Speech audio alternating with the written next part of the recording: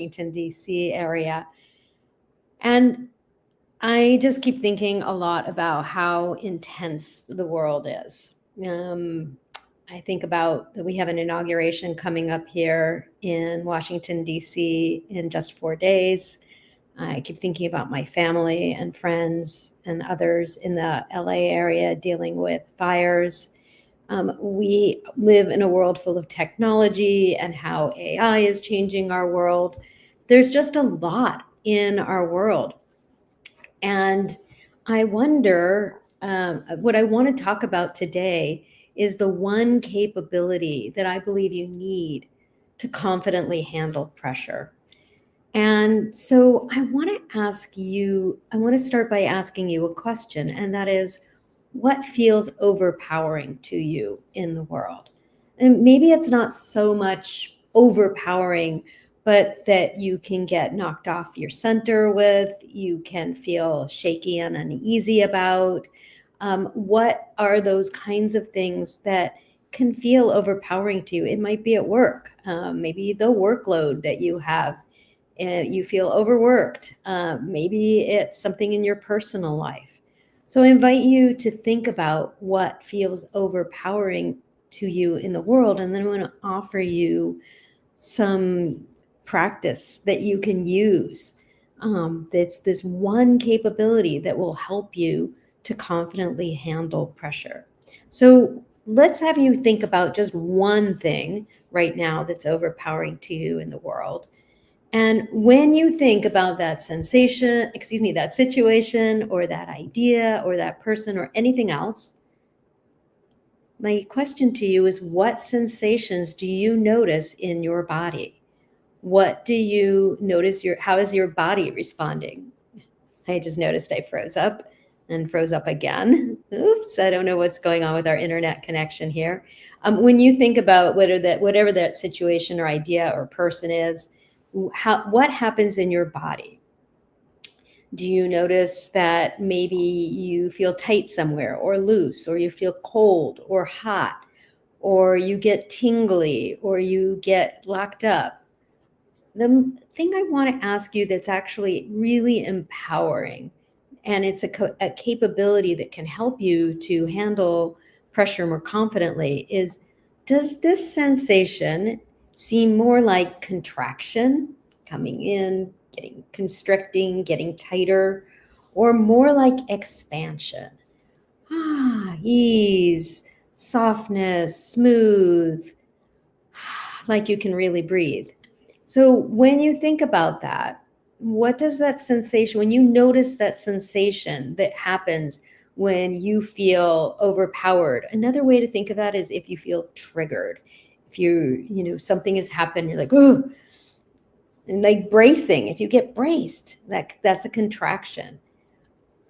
So in general, you'll realize that when you feel overpowered, or you feel like things aren't going your way, or you're losing confidence, it's very likely that you'll feel more contracted than expanded. So my invitation to you is to learn to notice that you're triggered by something by how you feel in your body.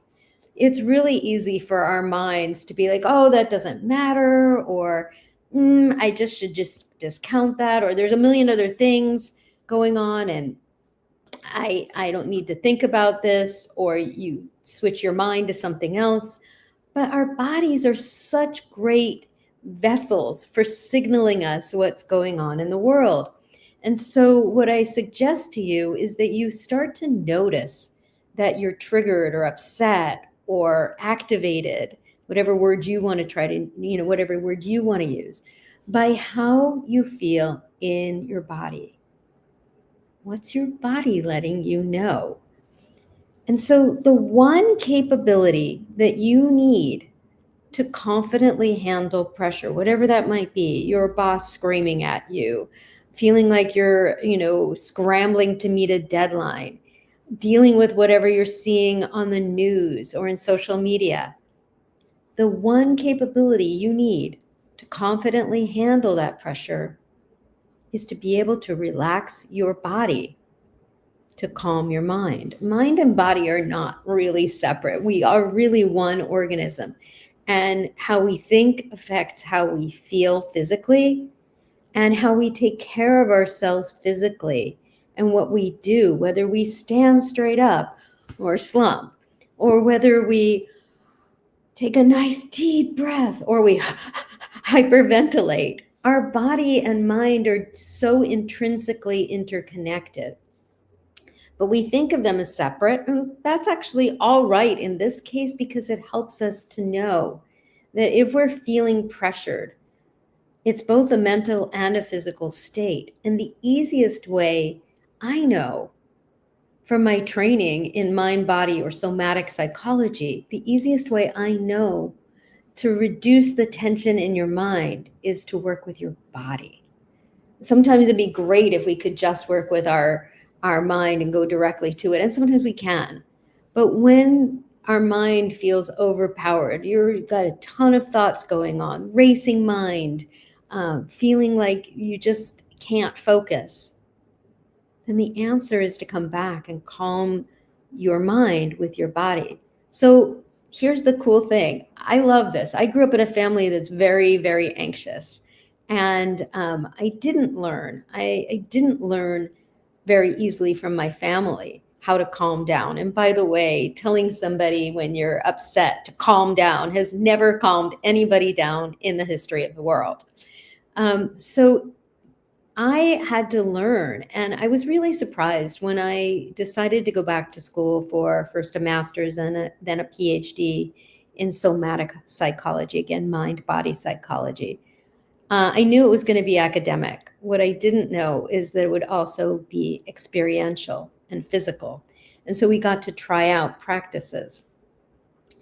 And so the cool thing that I learned is it's almost like having a dial in your hand.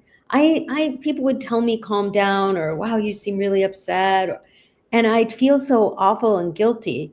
But I'd be like, I don't know what to do to make myself feel better. I'd try to think better thoughts, like everything is okay.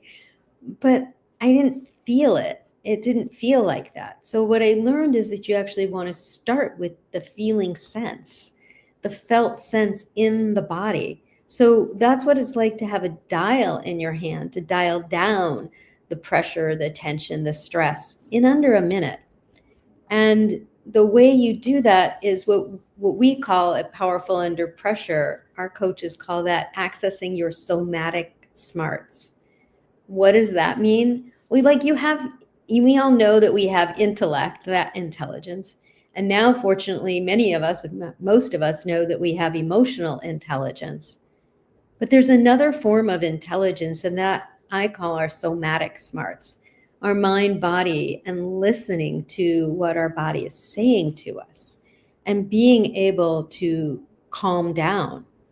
And one of the easiest ways I know to access those somatic smarts is, it looks like I froze up for just a second there. One of the easiest ways to access those somatic smarts is with your breath.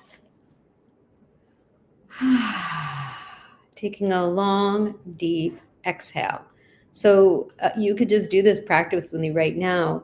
Take an inhale and then let it go naturally through your mouth. And then take another inhale and let it out twice as long. Like let the exhale be longer. One way to think about this is like blowing out a birthday candle, but letting it take a long time. The way maybe you cool soup this way, you probably, but doing that helps reset your nervous system. And when our exhales are longer than our inhales, it sends a signal to our brain that we're safe. And that's a really great way to dial down pressure. Now, there are many, many more ways that we can do that. And at Powerful Under Pressure, we train and coach leaders and their teams to maximize their resilience so they can respond to the intensity of life more easily. And if you'd like you and your team to be able to respond more easily to the intensity of life and work, I welcome you to, first of all, join us on January 22nd for our monthly leadership conversation, where we'll be talking about Start 2025 Strong, 3 early warning signals that your team's resilience is declining, that your team isn't handling the pressure so well, that your team is freaking out. And we don't always freak out in big ways that everybody can see. There are 3 main responses that people have to pressure that can pull us back. And it's really important that you as a leader recognize the early warning signals that your team's resilience is declining so that you can do something about it. Because if your resilience is declining, engagement on the team is going to decline, productivity is going to decline, and ultimately you can have people leave if they don't feel they can be resilient enough. So we're going to be talking about the 3 early warning signals that your team's resilience is declining. And if you'd like to join us for that leadership conversation, it will be 10 to 11 Pacific and 1 to 2 Eastern on Wednesday, January 22nd. If you'd like to come, message me directly, send me a DM on LinkedIn, or you can email me at hello@powerfulunderpressure.com. And we'd love to have you at that conversation. It's for leaders of organizations with 50 or more people in them.